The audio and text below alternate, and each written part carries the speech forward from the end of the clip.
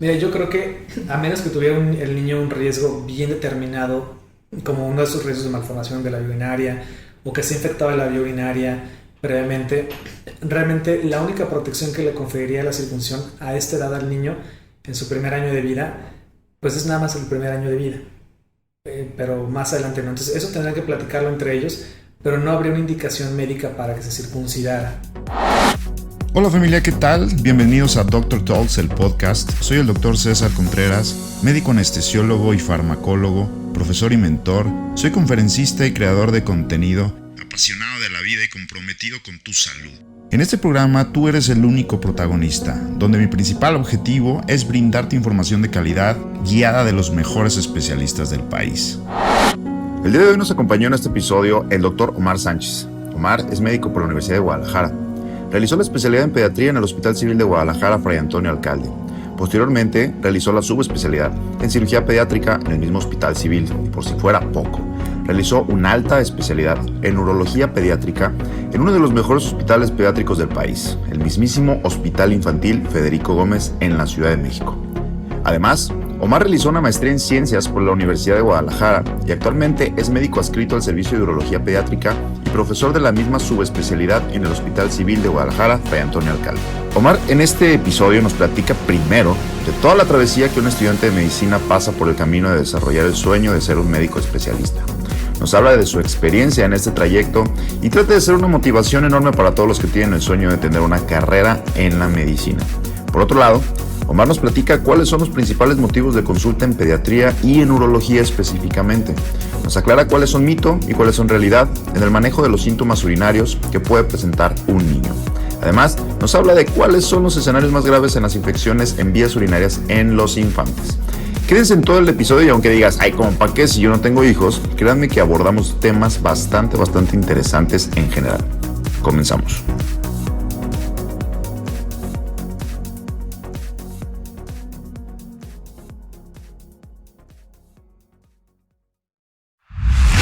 ¿Qué tal, escuchas? ¿Cómo están? Estamos el día de hoy transmitiendo desde Zapopan, Jalisco, del Centro Médico Puerta de Hierro Norte.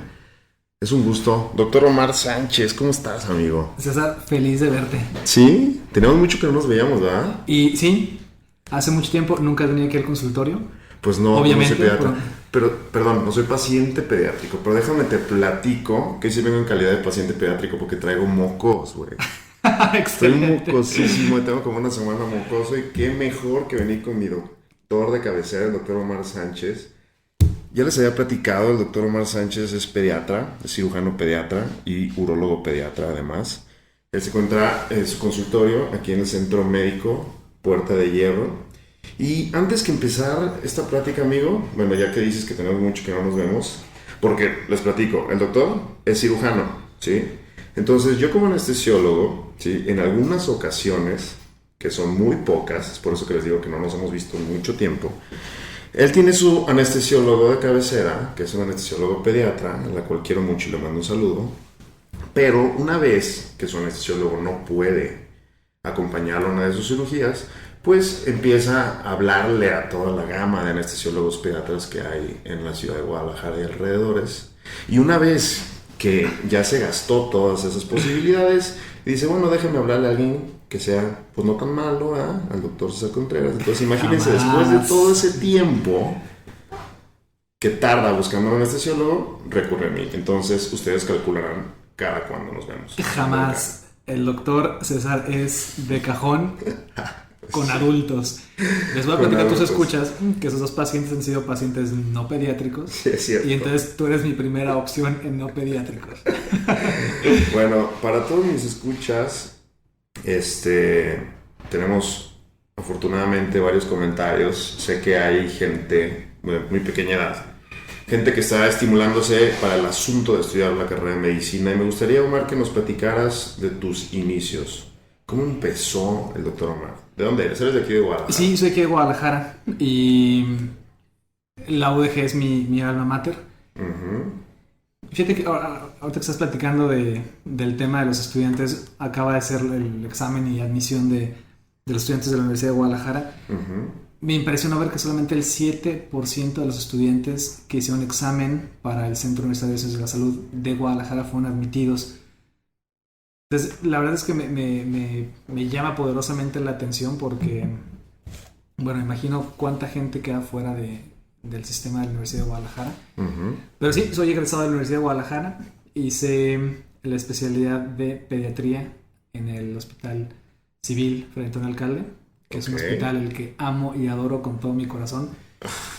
Fueron 3 años padrísimos. Es uno de los 2 mejores hospitales de Guadalajara. Bueno, sí, porque tú eres... ¿Yo soy del segundo o del cuál?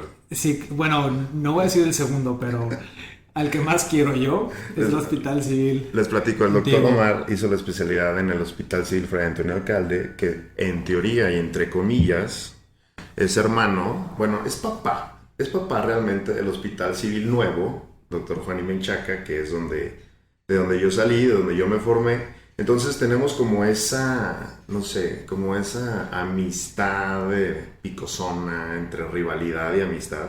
Como en todas las familias, ¿no? Como todo papá e hijo, hay amor y hay de repente un poquito de disrupción. Pero no, yo creo que el contrario, son hospitales complementarios, ¿eh? Porque, bueno, yo de posterior a pediatría hice la subespecialidad en cirugía pediátrica también ahí.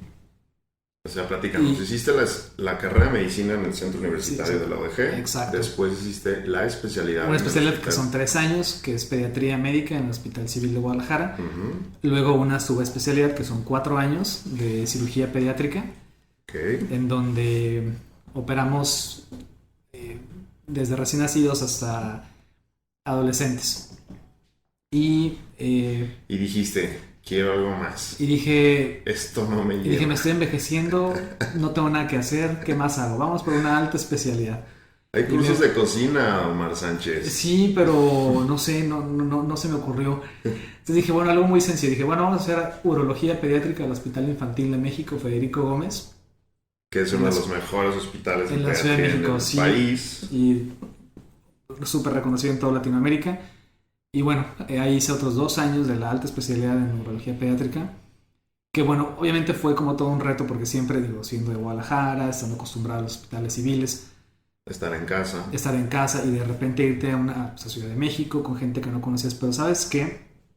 Eso de salir de repente de tu zona de confort es, pues tú lo sabes, ¿no? Es siempre adecuado. La verdad es que fue una experiencia increíble estar allá con maestros de la talla con los que estuve en el hospital infantil, y el trato fue increíble. Hice muchos amigos, hice familia allá. Entonces siempre es como...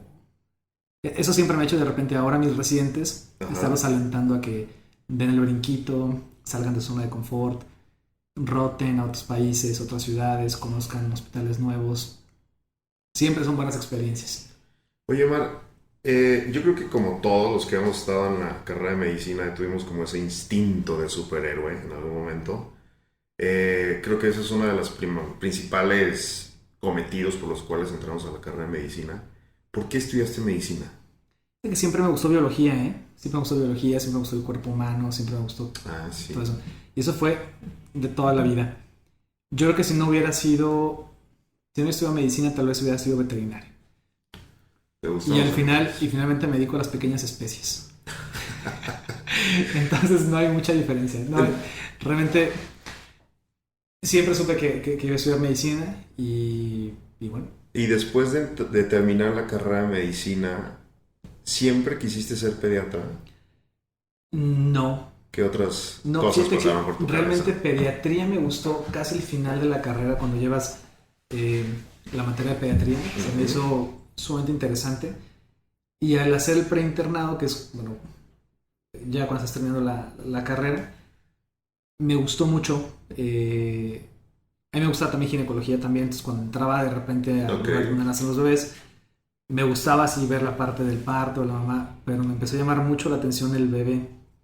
Entonces a partir de ahí fue cuando entré al servicio social, yo ya tenía bien definido que quería ser pediatra y que me gustaba la cirugía también.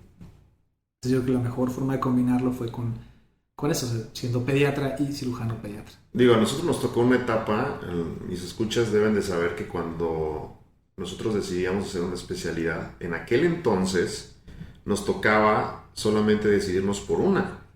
Sí, Posteriormente a eso, había la posibilidad de escoger de 2 o 3 especialidades que si no eras admitido en alguna, podías a lo mejor, de acuerdo al puntaje obtenido, entrar a otra especialidad. ¿Siempre pensaste pediatría o tuviste alguna opción? ¿Tuviste alguna duda? ¿Te causó algún conflicto? no, siempre fue pediatría. Sí, Siempre fue pediatría, pero me da un poco de miedo pensar qué tal si termino pediatría y luego no puedo entrar a cirugía pediátrica.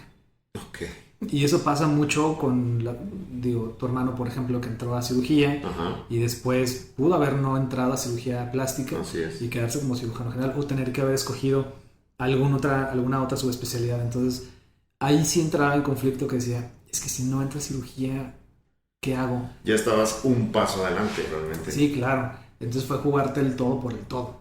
Fíjate que a mí, yo sí estaba totalmente polarizado porque desde que estaba en la carrera de medicina me gustaba muchísimo el tema del dolor, pero yo estaba enamorado con la materia de pediatría. O sea, yo en verdad, tú sabes que yo hice el intento por hacer anestesiología pediátrica, pero yo sí estuve en un conflicto y yo fue un, a un clic en ese momento de que estuve haciendo mi solicitud para la especialidad. Eso nunca me lo habías contado. Pues sí, ¿Y cómo al es posible que momento, tus escuchas se enteren de eso antes que yo? porque yo estaba apasionadísimo, bueno, eso Después es de... totalmente aparte, pero estaba totalmente apasionado por el asunto de la pediatría y también por el asunto, pues, de los fármacos. Y yo tenía como esa relación, creía que la anestesiología era muchísimo de farmacología y el tema del dolor como tal, entonces te lo juro que en el momento en el que me inscribí al examen nacional, decidí entre pediatría y anestesiología. Fuertísimo, fuertísimo, ya lo sé, pero así fue. No Me lo fue sabía. muy bien, no me puedo quejar, la verdad estoy muy agradecido, pero quiero que sepas que la pediatría es como ese alter ego que tengo, de que si no hubiera sido anestesiólogo, estoy seguro que hubiera sido pediatra. Bueno, en este momento ustedes pueden escuchar nada más nuestra voz. Lástima que no pueden ver mi cara. Pero bueno, eso es nuevo para mí. No, hubiera sido mi residente de mayor jerarquía, no, no, Imagínate. no, olvídalo, olvídalo. Bueno, y entrando a pediatría, Hubiera sido muy divertido. probablemente sí. ¿Cómo fue la experiencia de hacer la residencia en pediatría? Es muy pesado, ¿eh? Como que normalmente, y esto incluso yo de estudiante pensaba que pediatría, me imaginaba el típico pediatra Hello Kitty, ¿no? Que es como todo, ay, sí, pero la verdad es que en realidad pediatría es una especialidad muy ruda, ¿eh? Ah, sí, todos Porque no son Hello Kitty, son no, Pikachu. bueno, sí, sí, sí, Pikachu Ah, y Malévolo. ok. Reloaded, porque es como todo tiene que ser muy medido, todo tiene que ser exacto, todo tiene que ser puntual. Entonces no hay error, no hay lugar a llegué tarde, se me pasó un cero en la cantidad, los microgramos no los convertí a miligramos, Un ¿sabes? punto decimal. Y entonces la verdad es que es una especialidad muy ruda, pero a la vez es genial. O sea, ver que un niño se vaya bien a su casa, un niño que llegó grave y de repente se va bien o se va rehabilitado, es maravilloso. Yo creo que es el gracias que no te dicen, pero que lo sientes. ¿Y qué le dirías, por ejemplo, a todos estos a toda la gente que nos está escuchando, chavos que están entrando apenas a medicina, chavos que están ya en la carrera de medicina y que no saben qué especialidad tomar? ¿Cuál sería como una estrategia real que creas tú o que puedas aconsejar para que se puedan decidir sobre una especialidad? ¿Sabes qué hice yo, César? Y que creo que es muy importante, precisamente para no quedarnos con esa idea fantasiosa de cómo es una especialidad. Yo creo que no está de más que en tus vacaciones, digo, seguramente van a decir, pues, ¿cómo que en vacaciones? Pero bueno, sí. O cuando puedas, un fin de semana o lo que sea, vayan a las consultas de la especialidad que les guste, vayan a conocer el servicio que les guste. Yo, por ejemplo, y hablando de cosas del pasado, me gustaba mucho neurocirugía porque me imaginaba algo completamente diferente. Y fue en el internado cuando roté por neurocirugía y tuve la fortuna de rotar con otros compañeros del Hospital Civil Juan y Menchaca, con Miguel Andrade, que es un tipo extraordinariamente inteligente y que él ya sabía que quería ser o neurólogo o neurocirujano. Unos compañeros juntos en el internado cuando rotamos por neurocirugía y bueno, él me contagiaba su entusiasmo por la neurocirugía y yo me consideraba como un entusiasta de la neurocirugía, pero cuando vi cómo eran los pacientes, qué es lo que siento, como que entendí un poco mejor, de manera un poco más real qué es la neurocirugía. Y qué bueno que roté por ahí, porque no es que no sea maravilloso la neurocirugía, simplemente no era el tipo de cirugía que yo buscaba. Y bueno, me ayudó a reafirmar que lo que yo quería hacer, o sea, cirujano pediatra. ¿Crees que tengan que decidirse por lo que más les gusta, les es cómodo, o por lo que más les es más fácil entender? ¿O crees que tengan que decidirse por lo que, no sé, mejor remuneración les vaya a dar? Y creo que es una pregunta súper acertada, súper interesante, y sobre todo que es importantísima que se la hagan quienes están estudiando medicina o quienes apenas van a entrar a una especialidad, porque creo que tiene que ser un poquito de todo, ¿no? Sí. O sea, tienes que ver cuál es tu plan de vida, qué te ves haciendo cuando dices, yo no me veo levantándome a las 2 de la mañana o a las 3 de la mañana o desvelándome, y dices, bueno, pues escogerás algo en lo que probablemente, o sea, que te guste, pero que no te tenga que estar desgastando tanto o que no te obligue a hacer cosas que no tienes que hacer. Okay. En cuanto a la remuneración, pues yo creo que eso ya es como, aunque sea un poquito hipster, pero creo que es secundario. Porque al final tienes que poner en la balanza, bueno, hago algo que no me gusta, pero que me da dinero, o hago algo que me encanta y que aparte, pues, por añadidura me pagan. Claro. Tal vez no tanto como lo otro, pero sí. Y eso también depende mucho de cuál es tu expectativa. Digo, hay gente que tiene más el sueño de irse los fines de semana a la playa y pasarlo tranquilo en una chocita o en un lugar tranquilo. Y hay gente que dice, no, mi sueño es irme 2 veces al año, una vez a Dubái y otra vez a Europa en plan 5 estrellas.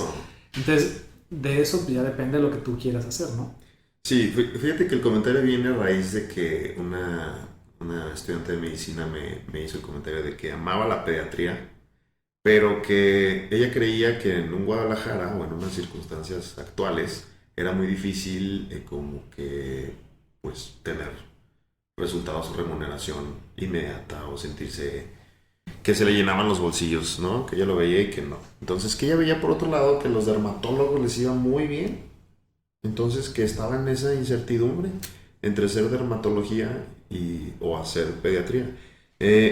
Yo creo que la verdad ahorita hay demasiada información, hay demasiados estímulos externos que están llegando tanto a los estudiantes como al adolescente en general, en el que cree que muchas de las cosas que se obtienen tienen que llegarse a obtener sin el menor esfuerzo. Uh-huh.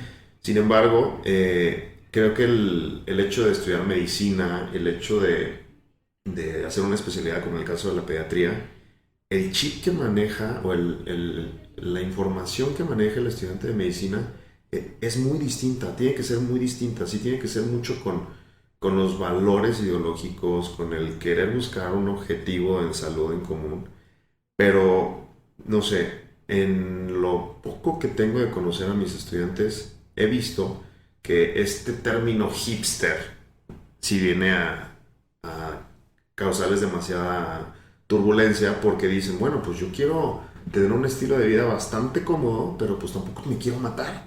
Entonces ahí viene la pregunta de ellos de decir, ¿en verdad vale la pena hacer una especialidad? Entonces, creo que aún así su pensamiento no está muy osado, creo que está en todo su derecho de evaluarlo, Claro. porque es una carrera y una especialidad bastante demandante. No es cualquier cosa, ¿no? Pero bueno, creo que nos estamos desviando un poquito del tema. Me gustaría que nos platicaras cómo te sentiste tú al momento de terminar la especialidad de pediatría y por qué decidiste hacer después otra especialidad a un poco, no un poco, muchísimo más compleja. Y muchísimo más compleja, les platico, para poder ingresar a estudiarla, cirugía pediátrica. Fíjate que mi problema fue que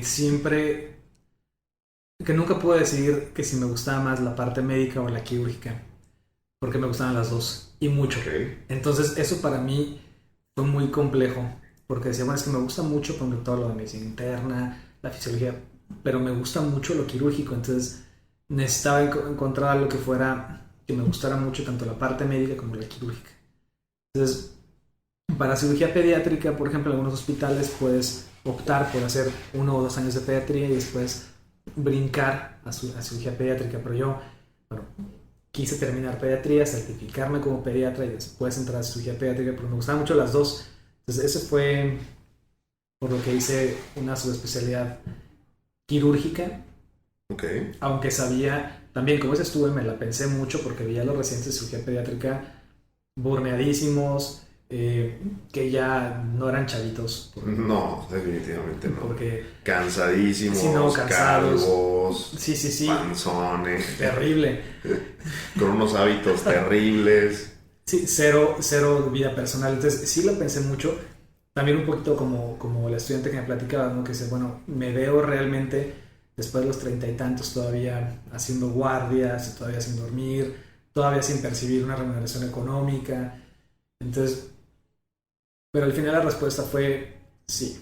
Sí, vamos y te echaste 4 años. 4 años más. De cirugía pediátrica. ¿Cuáles son los procedimientos que más se realizan como residente o especialista en cirugía pediátrica? Pues son por años, ¿no? Pero los típicos del primer año de la especialidad son catéteres centrales, menudisecciones, apéndices, biopsias. Y ya después, bueno, ya cuando tienes más experiencia, ya haces laparotomías, o sea, cirugías ya más extensas. Cirugías de tumores, cirugías de cuello, de cavidad oral.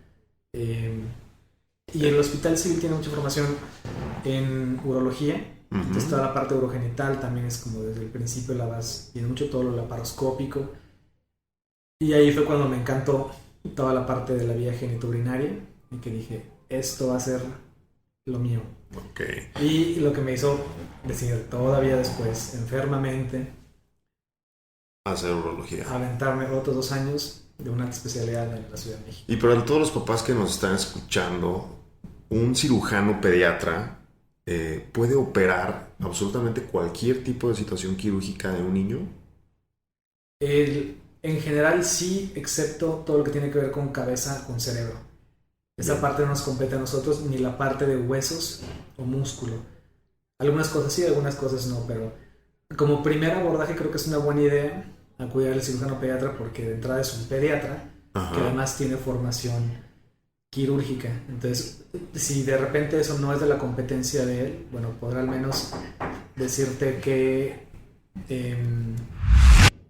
Bueno, pues como esto es en pleno día viernes y el doctor nos dio la oportunidad de estar en su consultorio, pues resulta que le llegó un paciente. Entonces tuvimos que cortar la entrevista un ratito, pero aquí estamos, seguimos y nos quedamos en que estábamos viendo el por qué era importante que supiéramos qué tipo de cirugía realizaba el cirujano pediatra. Pero nos decías, Omar, que cualquier tipo de procedimiento que no involucre lo que es la cabeza, ¿no? Músculos, huesos, puede ser una importante consulta a la hora de acudir con el cirujano pediatra, ¿no? Claro, y bueno, si no compete el cirujano pediatra, bueno, el cirujano pediatra tendrá la facultad de derivarlo con alguien más, con algún otro especialista. Perfecto. Como puede ser, no sé, el otorrino, o el neurocirujano, o el traumatólogo, etc. Bien, y posterior a esta especialidad de 4 años en cirugía pediátrica, decidiste irte a la Ciudad de México al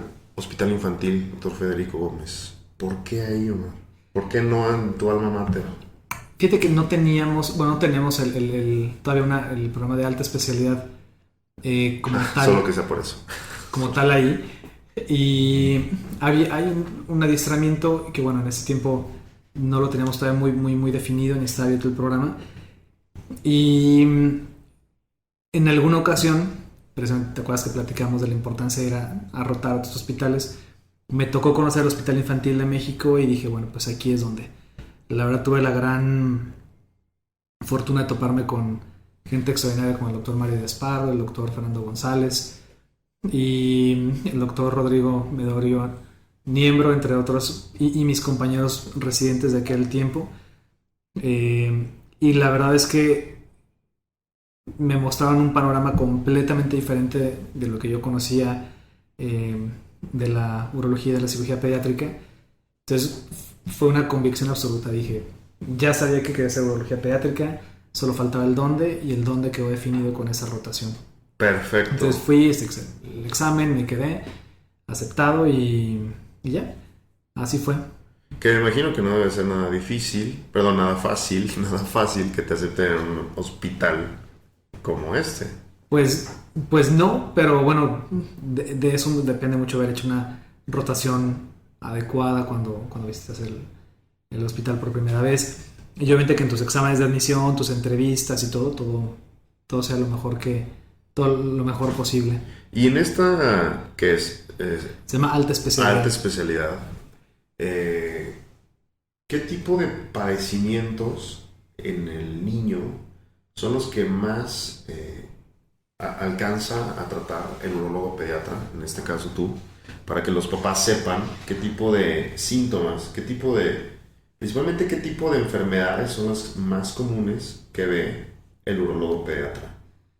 Dentro de enfermedades, digo que no necesariamente se operan, de los motivos de consulta más frecuente es cuando el niño se hace pipí en la cama después de los 5 años, que es la enuresis.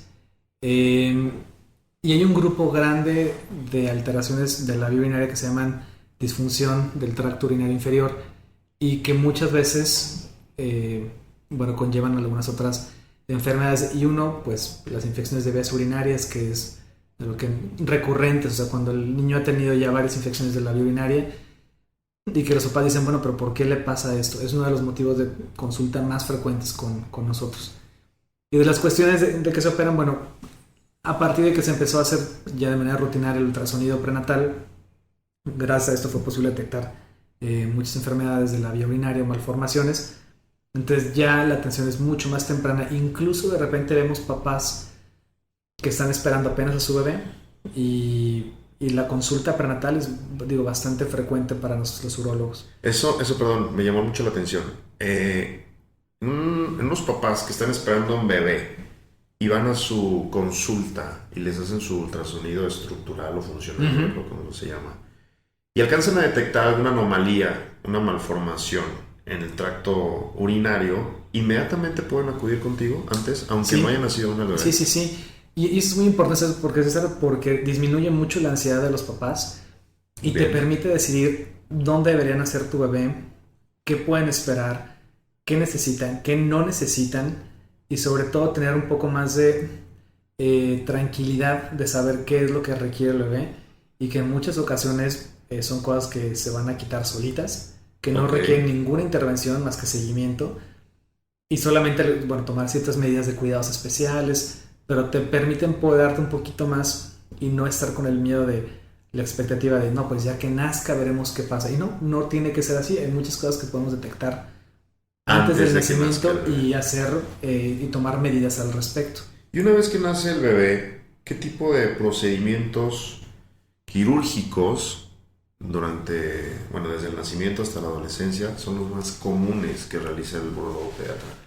Probablemente uno de los más comunes es la cirugía de hipospadias, que es cuando el meato de los hombrecitos no está en la punta del pene, está por la cara ventral del pene y está un poquito más cerca del escroto que de la punta. O sea, apuntan para otro lado. Exactamente, se mojan los zapatos, como dicen los papás. Básicamente, ellos no escriben su nombre cuando van a hacer pipí. Ellos no pueden jugar competencias. Y es probablemente uno de cada 125 niños en México nace con hipospadias, entonces no es una cosa rarísima. Entonces es bastante frecuente. Uno también de los muy frecuentes es los niños en los que los testículos no han descendido. Y que están todavía o en el abdomen o en el canal inguinal. Tal vez un tipo de consulta muy frecuente y una cirugía muy frecuente también para nosotros. Y en general, todas las enfermedades que tienen que ver con el aparato urinario o los riñones dilatados o la hidronefrosis es muy frecuente también, que es un motivo de consulta. Muchos requieren solamente, de hecho la mayoría solamente requieren nada más vigilancia, otros tienen que operarse. O niños, por ejemplo, que avientan la pipí, su orina hacia arriba, que es el reflujo vésico-ureteral, y algunos necesitan algún tipo de corrección, muchos no requieren nada, y solamente seguimiento y algunas medidas especiales Pero esos son los motivos de consulta más frecuentes que vemos los urólogos pediatras. Pero tú podrías decirnos que el motivo de consulta más frecuente son las infecciones, entonces, en las vías urinarias. Sí, probablemente sí. Y platícanos, ¿qué son las infecciones en vías urinarias para los que no sepan, por favor? Fíjate que las infecciones de vías urinarias es cuando hay patógenos, cuando hay microorganismos que no son normales y que nos hacen daño en la vía urinaria. Al contrario de lo que muchas veces pensamos, la vía urinaria, la orina no tiene bacterias, no debería tener bacterias. Entonces, es muy frecuente el motivo, como motivo de consulta o motivo de envío, el niño que tiene síntomas que a la mamá le parece que son anormales, por ejemplo, que la orina huele mal, que está muy concentrada, que el niño tiene fiebre, o que por algún examen general, o algún check-up de rutina que le hicieron, encontraron que había algo anormal en la orina. Y nos toca a nosotros discernir entre si es o no una infección de vías urinarias. Porque es muy común es un motivo de consulta muy común, pero no es una enfermedad tan común. Okay. Y esto suena un poco raro, pero como las infecciones de la orina en adultos se pueden anunciar con dolor para hacer pipí o dificultad para orinar, o de repente algo que es más urgencia urinaria, que es cuando hay ganas súbitas de orinar. Pero esto no es el caso de los niños. En los niños las infecciones de vías urinarias no se anuncian de esta manera. Entonces, en estos niños esos síntomas pertenecen a otro grupo completamente diferente de enfermedades. Pero bueno, también las tratamos, también las manejamos, pero no son infecciones de la orina.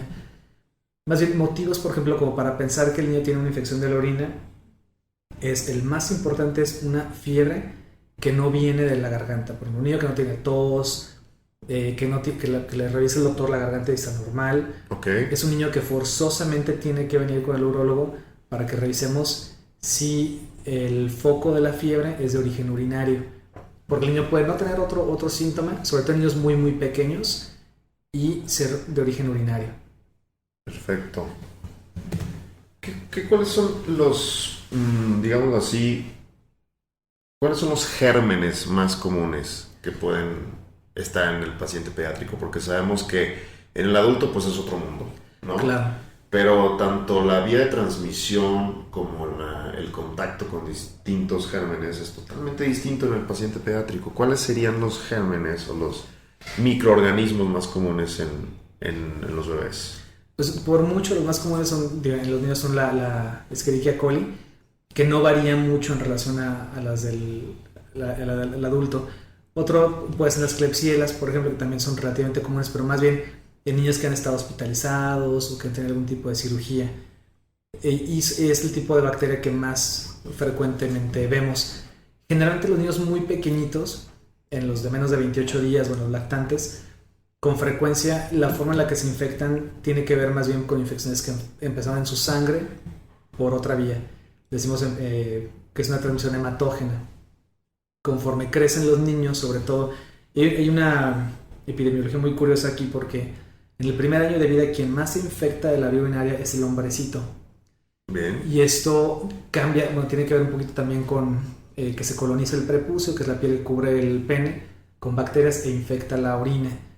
Pero conforme va creciendo el niño, esto cada vez se hace menos frecuente y ahora son las niñas que empiezan a infectarse más frecuentemente, y los niños a partir de los 2 años es extraordinariamente raro que un niño se infecte de la vía urinaria.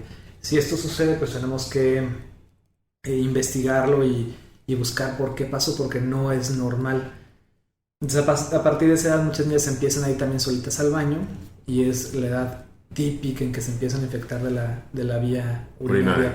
Tiene mucho que ver con la forma en la que aprenden a hacer pipí, en la forma en la que se limpian, los mismos hábitos miccionales. Muchas niñas ya de manera voluntaria empiezan a diferir las micciones, o sea que le dicen ve al baño y no van por estar jugando, por estar viendo la tele. Aguantarse. El clásico que se aguantan. Y esto es súper frecuente. Y es una de las partes que hablamos de la higiene miccional, que hablamos mucho con los papás, que hay ciertos hábitos que tenemos que cuidar en los niños. En teoría, durante el día deberíamos ir al baño por lo menos cada 3 horas. Entonces, orinar cada 3 horas es lo que deberíamos hacer. Pero ¿cuántas veces Digo, y nos pasa a veces por una entrevista de radio, por una... Puedes ir al baño, sin problema, ¿eh? Es cierto. No te preocupes, aquí te espero. No, por cosas de trabajo, o que estamos ocupados, o que vamos al cine. Y digo, y nos pasa súper frecuentemente. Digo, ¿cuántas veces nos pasa que estamos tomando algún líquido en el cine y tenemos una hora queriendo ir al baño y no lo hacemos? Bien. Pero bueno, y eso pasa mucho, sobre todo en cuanto a la educación de las niñas, es sumamente frecuente que dicen, no vayas al baño aquí, no vayas al baño en un baño público. Claro, pero realmente le hacen mucho más daño. Claro, y ese es un mito terrible. Todo. Es un mito terrible, o sea, como que creen las mamás, y es parte de nuestra educación pensar que va a brincar algún bicho de la taza del baño y se va a meter en el tracto urinario de la niña. Esto no sucede. Lo que sí le hace daño terrible a la niña es enseñarla que se aguante y que no vaya al baño. Eso es lo que sí la va a dañar. Entonces, de repente la consulta es como romper algunos paradigmas culturales que tenemos y decirle, pues no, el asunto no va por ahí. Sí, porque si están en un restaurante, no, espérate hasta llegar a la casa. O si van, haz de aguilita. Claro, ¿no? Claro. Y se están rompiendo la cara por estar haciendo de aguilita. Pero yo sí me he tocado ver muchísimo el asunto de que se tienen que aguantar. Es súper frecuente. Y lo mismo pasa para la vía fecal. Y es muy frecuente que, bueno, existe un reflejo gastrocólico en el que van al baño, hay deseo de hacer popó. Y digo, culturalmente, socialmente eso está como mal visto. Y ahí me ha tocado ver en mesas cuando estoy comiendo en un restaurante y que el niño dice, quiero hacer popó. Y los papás voltean y dicen, no, estamos comiendo. La verdad es que al hacer eso rompemos con los hábitos normales o con los reflejos normales gastrocólicos del niño y lo enseñamos, entonces lo convertimos en un niño estreñido. Un niño que no lo era, lo formamos como niño estreñido. Y a partir de ahí viene un grupo también que se llaman síndromes vésico-intestinales que tienen que ver cómo el estreñimiento afecta a la vía urinaria y causa problemas importantes. Porque finalmente la vía fecal, o sea, el recto comprime por detrás el cuello vesical y cambia las dinámicas miccionales, las formas de hacer pipí. Entonces me estás diciendo que un niño que se aguanta tanto para hacer para hacer pipí, bueno, para ir a orinar, llamémoslo como es, o para incluso defecar, puede alterar uno del otro y el otro. Por supuesto, son vías que están juntas pero no revueltas, pero son interdependientes. Perfecto. Entonces, muchas veces las infecciones de vías urinarias recurrentes tienen que ver mucho con el estreñimiento de las niñas. Entonces, a veces les llama la atención a los papás y esto lo platicamos con ellos porque de otra forma dicen, bueno, ¿cuál es el punto o cuál es la necesidad de mantener a la niña laxada o reenseñarla a hacer popó? Si por lo que yo vengo es por un problema de la vía urinaria. Entonces, es precisamente por eso. Finalmente no podemos ser unicistas, ¿no? No podemos ver nada más como solamente la vía urinaria o solamente la vía fecal. No, realmente somos un ser completo y que todo es interdependiente a nuestro cuerpo. No somos un ojo, no somos una nariz, no somos brazos que van por la vida solos, ¿no? Somos todo un cuerpo completo. Claro, exacto. Claro. Oye, Omar, ¿y qué tan comunes son las infecciones en vías urinarias? Durante la etapa preescolar son bastante frecuentes. Tenemos como algunos picos, ¿no? Primero en la etapa del lactante, que generalmente está asociada a niños que estuvieron hospitalizados o que tienen una enfermedad importante, ¿no? Pero ya en la etapa aproximadamente como a los 2 años, cuando el niño empieza a ir solo al baño, es cuando tenemos un repunte muy importante en la incidencia de trastornos de la vía urinaria. Algunos reportes dicen que incluso 1 de cada 5 niñas en su primer año de vida tendrá una infección de la vía urinaria y que a partir de los 3 años el 70% de las niñas habrá tenido una infección de las vías urinarias. El problema es cuando esto se convierte en algo recurrente, cuando la niña ya tuvo una infección o el niño y a los 3 meses tiene otra y luego hay que ver qué está pasando y las causas son diversas, todas se abordan de una manera diferente, pero todas se deben de tratar. Generalmente minimizamos la infección de la vía urinaria porque bueno, las mamás de repente dicen, bueno, yo he tenido varias y no me pasó nada, pero es muy diferente. Okay. Cuando detectamos una infección de la vía urinaria en el niño, hay que ver por qué, porque es muy probable que se repita y hay que ver cuáles son los hábitos o si hay alguna malformación de la vía urinaria que predisponga al niño a que se esté infectando. Justo eso te iba a preguntar, hace rato hablabas de alteraciones o malformaciones genéticas. ¿Este tipo de alteraciones pueden predisponer a a los niños a tener otro tipo de infecciones o incluso mayor cantidad de infecciones? Sí, por supuesto.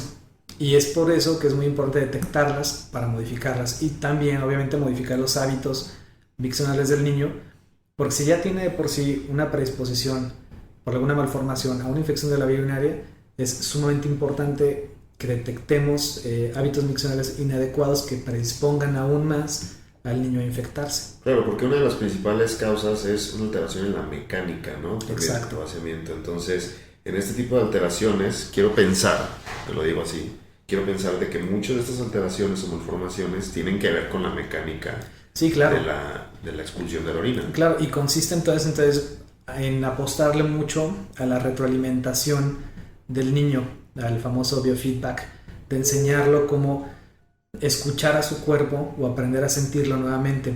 Una niña o un niño al que le han enseñado que se tiene que aguantar o que no vaya a hacer pipí o no vaya a hacer popó porque está comiendo, es un niño que aprende finalmente a dejar de escuchar a su cuerpo, por decirlo de alguna manera. Hay muchos niños que de plano tienen llena la vejiga y no están conscientes de tener un deseo miccional. Okay. Entonces consiste entonces en enseñar a los papás y a los niños a poner horarios para que vayan a hacer pipí. Obviamente no les ponemos un reloj, pero les decimos, vas a ir cuando te levantes, luego cuando te vienes a desayunar, luego en la escuela en el recreo. Más o menos medimos sus horarios normales y con base en eso definimos cuándo serían aproximadamente sus horarios para orinar. O sea, me voy a adelantar un poco, pero tú estás recomendando, corrígeme si me equivoco, establecerle horarios, tenga o no tenga ganas el niño de acercarse al baño. Claro, definitivamente. La mayor parte de los niños lo harán de una manera natural, ¿no? Cuando tengan un deseo moderado de orinar, bueno, pues irán al baño y harán pipí. Pero hay muchos niños que de repente detectamos que hasta que el papá no los que ven que se están como retorciendo en su silla, y es hasta que la mamá los manda a hacer pipí que van a hacer pipí. Ok. Y volviendo al tema de los gérmenes y los microorganismos, ¿existen diferencias entre los tipos de gérmenes entre grupos de edad o incluso entre niño y niña? Realmente ya en la edad preescolar no hay una diferencia entre niño y niña.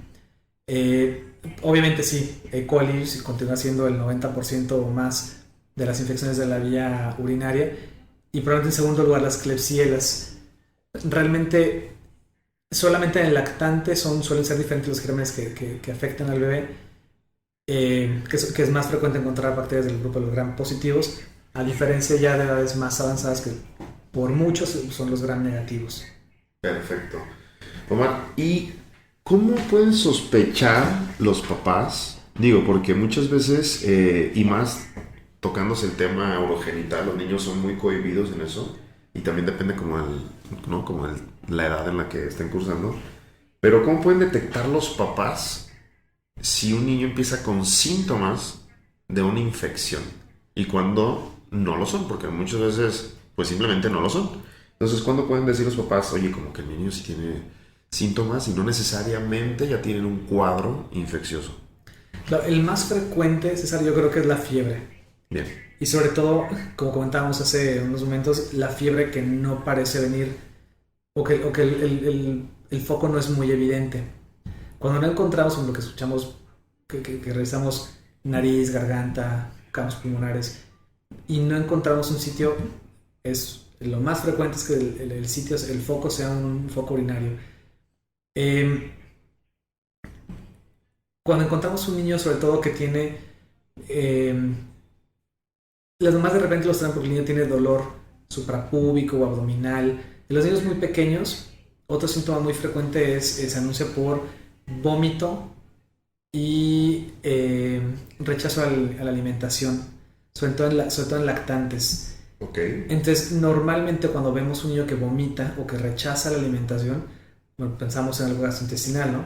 Pensamos en a lo mejor que tiene alguna HEPI o algo por el estilo, pero nunca debemos de olvidar que estos pueden ser un cuadro o síntomas de una pielonefritis, o una infección que ya no solamente se quedó en el tracto urinario inferior, sino que ya ascendió y que es una infección grave. Las pielonefritis pueden ser muy, muy, muy graves en niños pequeños, bueno, a todas las edades, claro, particularmente en niños pequeños.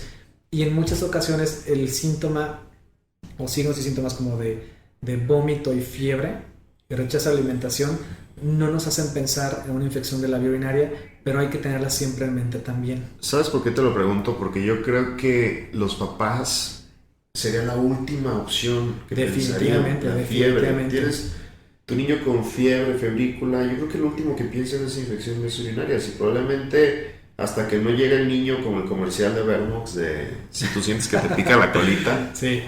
hasta entonces no van a pensar en que su niño tiene una infección de vías urinarias. Y me gustaría que nos platicaras ahorita cómo podemos catalogar o cómo se dividen las infecciones de vías urinarias. Porque yo puedo entender que a lo mejor hay infecciones que solamente atañen al aparato genital o de manera exterior, otras un poquito más profundas y otras incluso en vía urinaria más alta.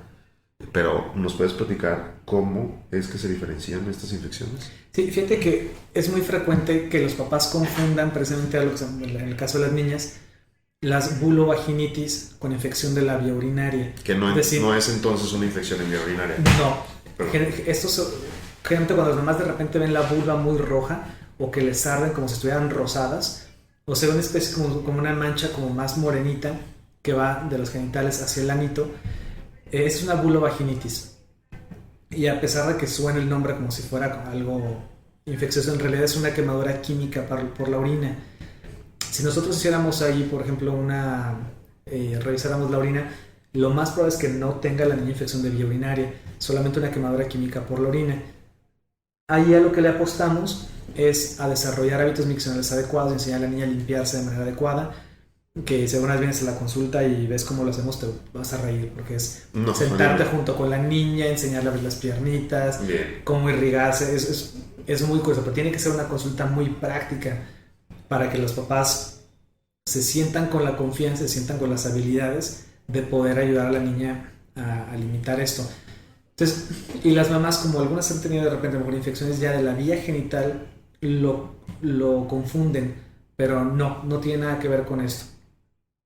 Ahora, de las vías urinarias pueden ser complicadas o no complicadas, o pueden ser solamente bajas, o pueden ser una pielonefritis, ¿no? Que es cuando ya encontramos que hay infección en el aparato urinario superior, o sea que los riñones se ven afectados también. Y son esos casos que vemos al niño con muchos síntomas, ¿no? Vomitando, con fiebre, con mucho ataque al estado general, se ponen pálidos, y es un cuadro muy aparatoso.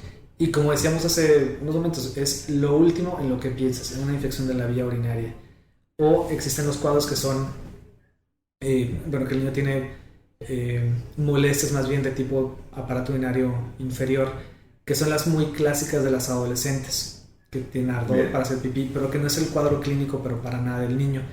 Y nos pasa mucho lo contrario, que de repente tiene un examen de orina que se ve francamente anormal, pero es algo que decimos que es una contaminación, es decir, cuando se toma el examen general de orina, no hubo un aseo de la parte genital, entonces lo que nosotros vemos, las bacterias que vemos en la orina, en el examen realmente no vienen de la orina, vienen de la piel de alrededor de la niña.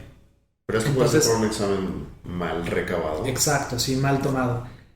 Y por eso hacemos mucho hincapié, también enseñamos a los papás en la consulta a que tomen exámenes de orina de manera adecuada y todo un protocolo que se debe de seguir, porque si no van a encontrar enfermedades donde lados, no lo hay, exacto. Y los papás se alarman y con toda la razón, ¿no? Pero es un niño que se ve completamente normal, que no tiene ningún síntoma, y cuando platicas con ellos y ves cómo tomaron el examen de orina, dices, bueno, pues, el problema estuvo ahí. Perfecto. Hace rato hablábamos de uno de los síntomas más importantes que es el ataque al estado general, y uno de los síntomas es la fiebre, ¿no? Pero, ¿qué otros síntomas, nos podrías platicar, qué otros síntomas acompañan al cuadro de las infecciones en vías urinarias? Es que realmente no hay muchos en el niño. Por eso, de repente, la detección de la vía urinaria, de una infección de la vía urinaria, suele ser tan tardía. Ya en adultos, por ejemplo, y sobre todo en mujeres adultas, ellas te platicarán que sienten caliente la vejiga, que les arde para hacer pipí, que hacen orina, por ejemplo, como entrecortada, que el olor de la orina cambia, y es que esto en los niños no es lo frecuente. Bien. Entonces, los papás esperan que el niño diga, me arde para hacer pipí, o no puedo hacer pipí, o siento la vejiga caliente, y esto no pasa en los niños. Bien, y mucho menos en niños más pequeños. Claro, por eso te comento que el signo pivote siempre es fiebre. Es una fiebre que no se explica mucho por otra causa. Siempre tiene que tomarse un examen general de orina y acudir, si lo requiere, con el urólogo pediatra. Entonces me estás diciendo que dentro de tu consulta de urología pediátrica, la gran mayoría de los pacientes que vienen acuden por fiebre. Muchos de ellos ni siquiera vienen por fiebre. Muchos de ellos vienen, o más bien creen tener una infección de la vía urinaria, pero en realidad no lo tienen. Tienen, por ejemplo, ardor o molestia para hacer pipí, o tienen algo que decimos urgencia urinaria, que es cuando el niño corre porque siente que se va a hacer pipí y no alcanza a llegar. Y estas no son infecciones de la vía urinaria, son otro tipo de patologías que también vemos mucho en urología pediátrica, pero que no son infecciones de la vía urinaria. Entonces, realmente, cuando llegan con el urólogo pediatra, más bien han tenido varios cuadros de fiebre, y los ha visto el infectólogo, el pediatra y mucha gente antes, y finalmente los derivan con nosotros. Entonces, la gran recomendación para los papás: si tu niño tiene fiebre por primera vez y el cuadro no quedó muy claro si realmente vino de garganta, de dónde vino, un examen de orina, no se le niega a nadie. Ok. Y habrá que acudir, si encuentran algo anormal, con el urólogo pediatra. Entonces, en este panorama de que yo tengo a mi hijo, empieza a tener fiebre, pero tú no eres el pediatra de mi hijo porque tú eres un urólogo pediatra y tengo a lo mejor otro pediatra. ¿Cómo saber diferenciar o cómo tomar esa decisión de entre seguir con el pediatra tradicional que tengo o acudir con el urólogo pediatra? Porque debe de ser como un conflicto importante, sí, claro, ¿no? Entre sí, claro. la consulta del pediatra y el papá y decidir llevarlo con un urólogo. Claro, afortunadamente los pediatras cada vez están más sensibilizados en este tema, ¿no? Y las guías cada vez son más, hacen más énfasis en que si no quedó muy claro de dónde viene el foco urinario, parte del protocolo es tomar un examen general de orina también. Entonces ya lo hacen de manera muy rutinaria. Entonces, afortunadamente, si tu niño tiene fiebre, por supuesto hay que acudir con el pediatra, y el pediatra, seguramente verá, ¿sabes qué? Pues no parece ser los pulmones o la garganta o los oídos. Y incluso tú como padre puedes sugerirlo también. O sea, tomar un examen general de orina y tu pediatra, te comentará si cree que vale la pena o no. Por supuesto que hay muchos papás que dicen, aunque no me lo hayan sugerido, se lo tomo. Y yo creo que no está de más. Ok. Creo que no es mala idea. Y lo importante es saber interpretar el examen general de orina, y eso sí nos compete un poco más a nosotros. ¿Y un pediatra clínico puede tratar una infección urinaria o tiene que ser forzosamente un urólogo? No, yo creo que sí puede tratarla, y creo que sí tienen la capacidad de tratarla y están acostumbrados a hacerlo. Yo creo que el momento en el que sí es importante que lo revisemos nosotros es cuando es una infección de la vía urinaria en un hombrecito o es la segunda vez que la niña se infecta. Ok, eso es muy bueno. Eso es súper importante. Un hombrecito que se infecta la primera vez, de cambio hay que mandarla con nosotros. Perfecto. Y una niña que ya se ha infectado más de una vez, hay que definitivamente mandarla con el urólogo pediatra. ¿Son más comunes las infecciones en vías urinarias en niñas que en niños? Sí, por mucho. Tiene mucho que ver con la forma, uno, lo cultural que platicamos, ¿no? De aguántate y no vayas aquí al baño. La otra es la cercanía que tiene la uretra de la niña con el ano. Entonces las niñas generalmente cuando empiezan a ir al baño solitas, es muy frecuente que al limpiarse arrastren bacterias de popó hacia la uretra y se infectan. En el niño no, porque hay una uretra que es más larga, hay una distancia más grande, y normalmente es mucho más difícil que un niño se pueda infectar de esta vía. Y aparte está cubierta en la mayoría de los niños, pero eso también puede desarrollar otro tipo de infecciones. En el primer año de vida, sobre todo. En el primer o segundo año, pero ya después realmente la infección de la vía urinaria en el niño es extremadamente rara, y desde el primer episodio debe ser valorado por el urólogo pediatra. Muy bien, ¿y qué estudios sí, qué estudios no cuando hay sospecha de infección en vías urinarias? ¿Cuál es el examen general de orina bien tomado? El gold standard. Sí, definitivamente es el examen general de orina. El estándar realmente para el examen de orina y el cultivo debería ser con sonda. La verdad es que no lo hacemos así de primera intención. Entonces, sí, lo veo un poquito complicado. Entonces, el examen de orina de medio chorro es como aceptable, digo, cuando... ¿Podríamos explicar para los papás Claro. esto de medio chorro? Cuando tomamos un examen de orina, lo ideal es que haya aseo genital previamente, con jabón, que sea idealmente la primera orina de la mañana. Esto no es posible, por supuesto, que en bebés o en niños que todavía no avisan para hacer pipí, o sea, antes de los 2-3 años eso es como muy complicado, pero el niño necesita empezar a hacer pipí y mientras hace pipí metemos el botecito de la orina al chorro de la orina. Es muy frecuente que le digan, aguántate. No, o sea, mientras está el flujo de la orina, metemos el vasito. Perfecto, entonces Porque el niño tiene que primer... empezar a orinar. Exacto. Y ya que empezó a orinar, inmediatamente meter el vasito para que no sea la primera orina que viene a lo mejor arrastrando bacterias. Correcto, exteriores. el primer chorro, les digo a los papás, que tiene un tapón sucio. Ok, perfecto. Es la forma en la tiene que ser después de ese primer Y chorro. ese es el medio chorro, o sea, después de que ya empezó a orinar, ahora sí ya metemos el vasito. Perfecto. Y ese vasito debe ser llevado pronto, antes de media hora al laboratorio para que se procese. Entonces, si te llega, perdón que te interrumpa, si te llega un papá y dice, no, pues es que a mi niño trae fiebre y a lo mejor estamos pensando en una infección urinarias y me le pidieron resonancia y me le pidieron no sé cuánto.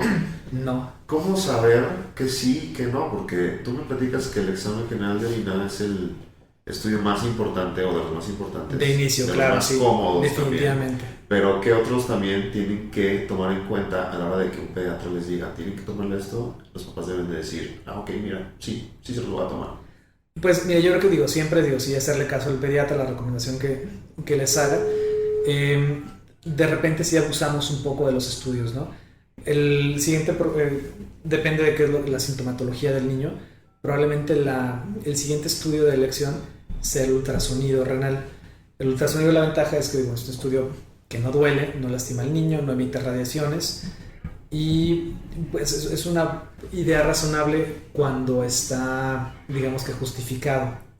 ¿Y en qué casos está justificado el ultrasonido? Mira, un niño que ha tenido infecciones recurrentes puede ser que dependiendo de la historia clínica, ¿no? Cuando tú interrogas a los papás y te platican qué es lo que ha tenido o por qué lo ha tenido, depende de lo que te platiquen, bueno, entonces dirás, sí le pido un ultrasonido. Por ejemplo, un niño que ha tenido un hombrecito, varias infecciones de la urinaria, estaría justificado definitivamente pedir un ultrasonido. O que la mamá te platique que en el embarazo le comentaron que había un riñón dilatado o que vieron algo anormal, entonces habría que pedir un ultrasonido. Lo podemos pedir también cuando no sabemos si vacía de manera completa o no la vejiga, porque medimos el volumen de la vejiga antes de que orine y después de que orine. Hay varios escenarios en los que vale la pena, pero yo sí recomendaría ser muy juiciosos y que eso lo solicite solamente el urólogo pediatra cuando ya piden, esto es como un cistograma mixonal o de repente piden una tomografía, una resonancia. Yo creo que eso debemos de reservarlo para los casos que realmente ya son estudios más lo requieren. Sí, claro, definitivamente. Entonces el primer paso en el estudio de la vía urinaria no debe ser normalmente o generalmente nunca es muy invasivo, o sea, gente no pedimos más que un examen de orina, el interrogatorio que es súper importante y revisar bien al paciente. Y bueno, ya con base en eso veremos si necesitamos pedir algo más, pero no de entrada.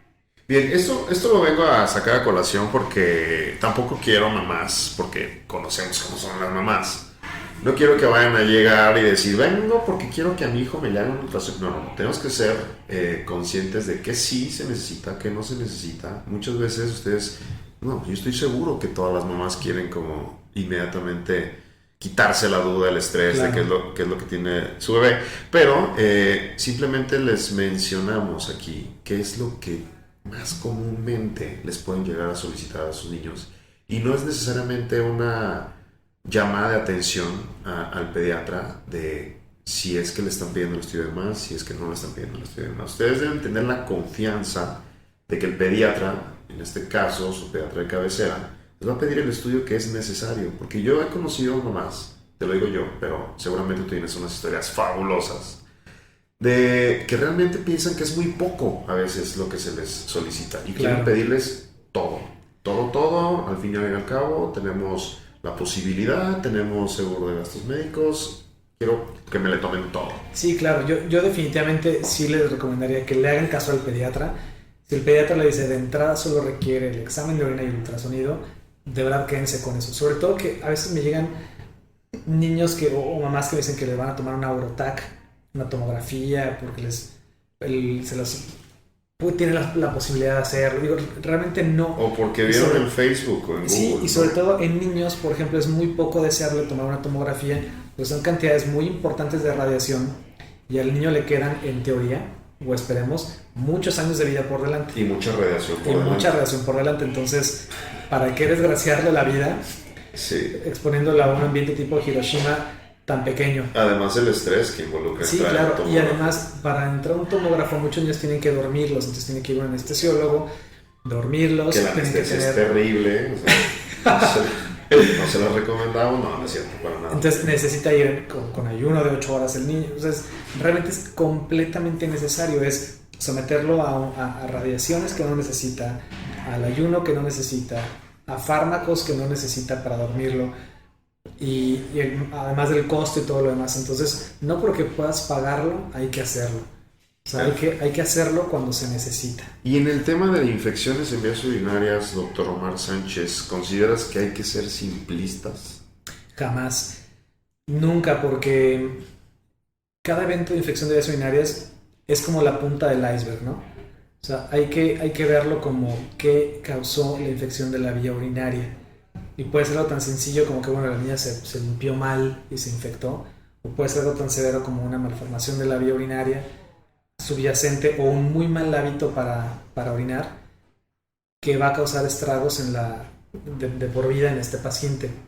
Además, digo, una infección de la vía urinaria, generalmente las mamás la asocian como que, bueno, pues es el mal de orín, que me ardió, me tomé un medicamento por 5 días, se me quitó.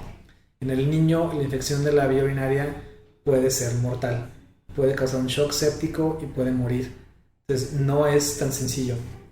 Los mecanismos de defensa del niño no son tan adecuados como los del adulto y con frecuencia se convierten en infecciones de vías urinarias que empezaron como bajas y terminaron como altas, o sea, una pielonefritis y con un daño grave a los riñones. Entonces la infección de la vía urinaria siempre se tiene que estudiar, siempre se tiene que revisar.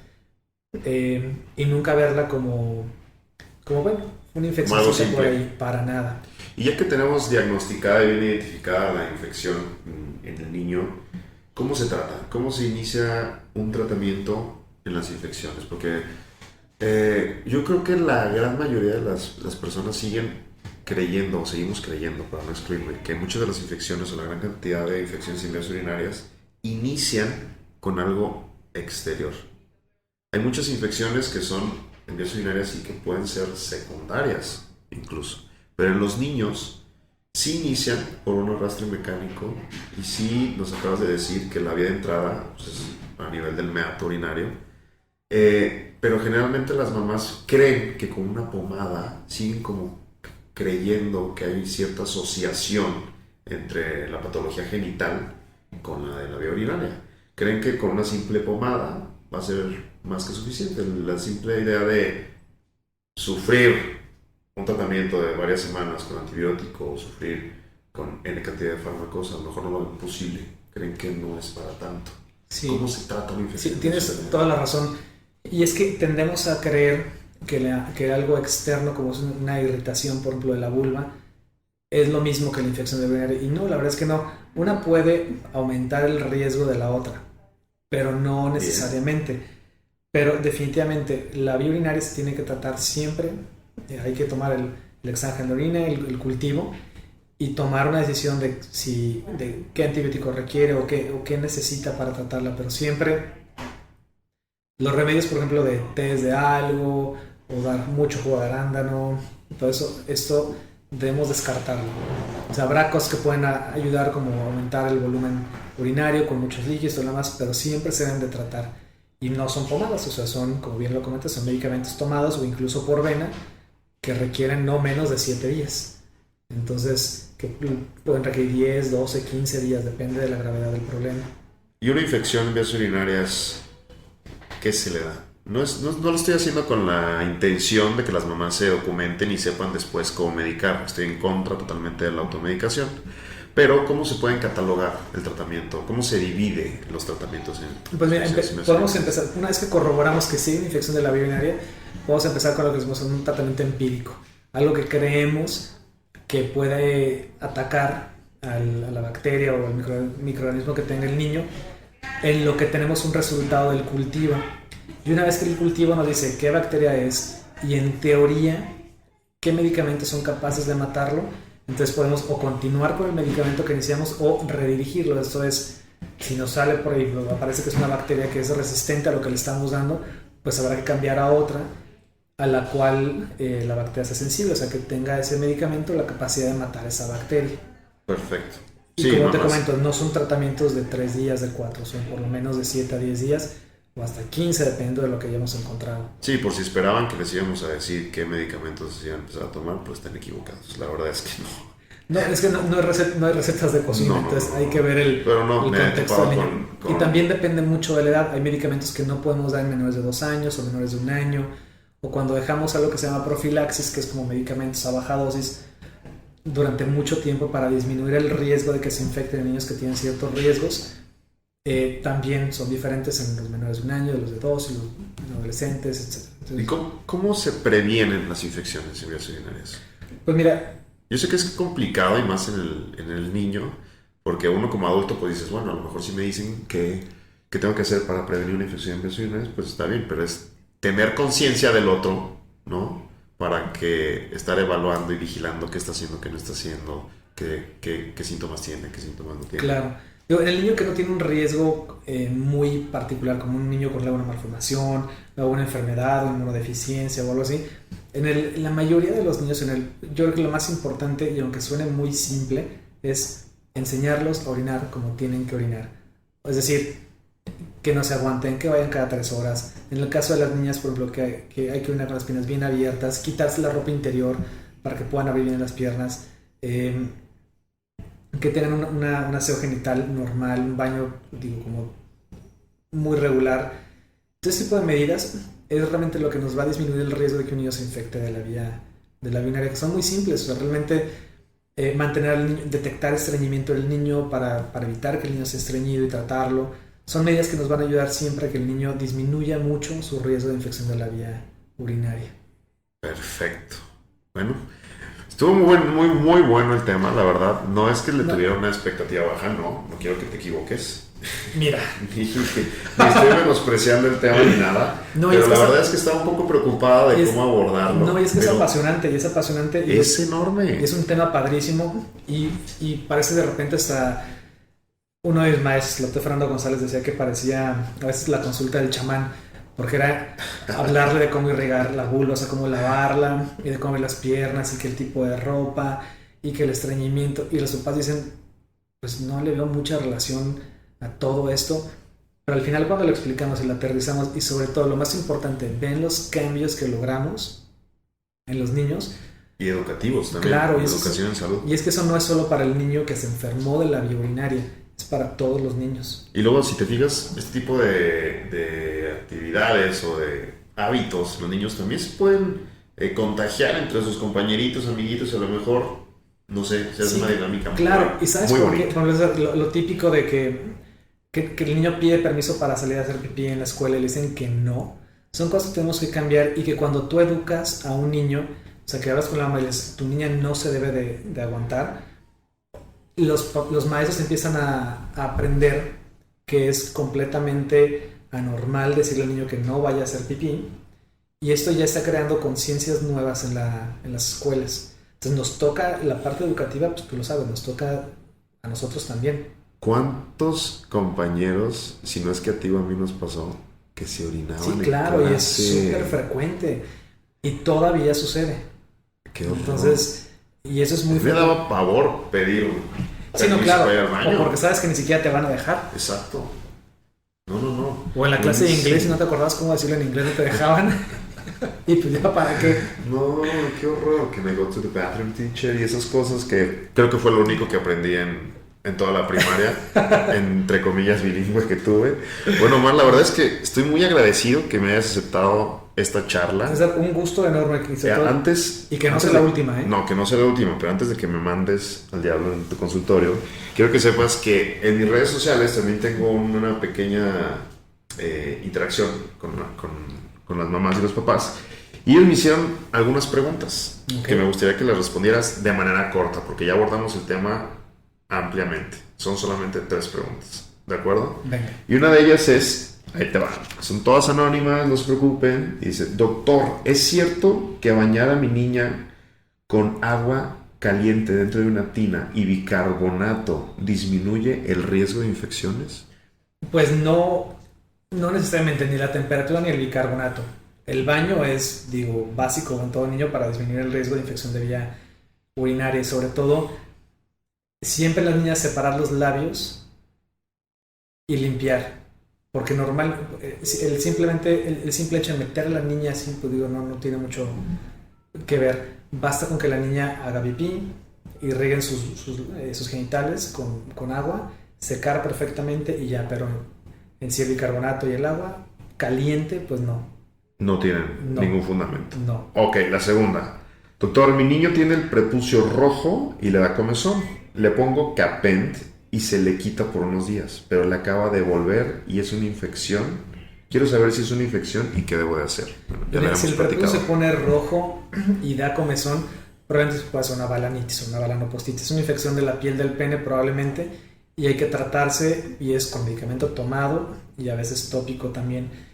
Y revalorarse, porque los niños que han tenido esto en más de una ocasión tienen riesgo de desarrollar lo que se llama balanitis xerótica obliterante. Es una cicatriz en el prepucio, en la piel del pene, y cierra por completo el pene y le va a imposibilitar que el prepucio se retraiga como normalmente debe suceder con el paso de los años. Debieron ver mi cara ahorita que dijo eso. Sí, lástima que no tenemos. Y la última pregunta, que va muy de la mano, dice, doctor, a mi esposo le realizaron la circuncisión cuando estaba chico. Sin embargo, acabamos de tener un bebé que tiene 3 meses de nacido y no quiso que le hicieran la circuncisión al nacer, pero yo sí quiero. Él dice que no es necesaria, aunque a él se la realizaron. ¿Qué debo de hacer? Mira, yo creo que a menos que tuviera el niño un riesgo bien determinado, como uno de sus riesgos de malformación de la vía urinaria o que se infectaba la vía urinaria previamente, realmente la única protección que le conferiría la circuncisión a esta edad al niño en su primer año de vida, pues es nada más el primer año de vida, pero más adelante no. Entonces eso tendrán que platicarlo entre ellos, pero no habría una indicación médica para que se circuncidara. Lo que sí es que valdría la pena que lo viéramos previamente, porque sí hay contraindicaciones para circuncidar. O sea, un niño con hipospadias o con una malformación de la piel del pene o del pene per se, estaría contraindicado circuncidarlo.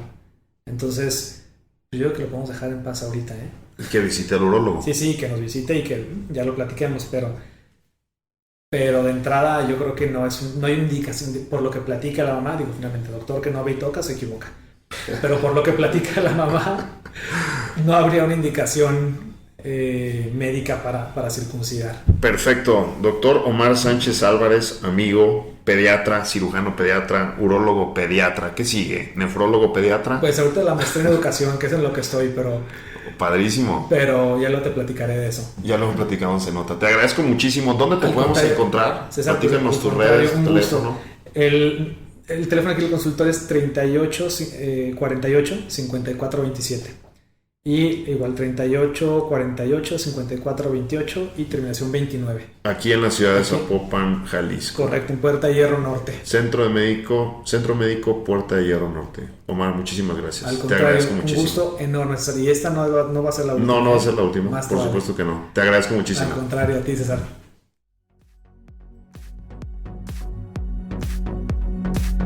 Bueno, ¿y qué les pareció? Les digo que aunque los temas de los niños no sean del interés de todos, muchos eventualmente pues tendremos hijos o tendremos hermanos o sobrinos, qué sé yo.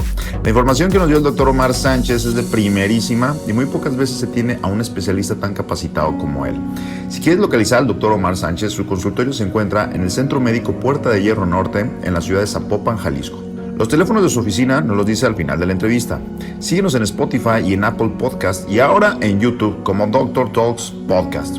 Regálame 5 estrellas en estas aplicaciones para seguir subiendo el peldaño. Y ya por último, me gustaría recomendarles que jamás minimices los síntomas de tu bebé y que jamás pongas en jaque o en duda si es necesario atenderlo por un especialista o, en su caso, un subespecialista en el tema. Créeme que en esto sí no te arrepentirías jamás. Nos vemos, hasta la próxima.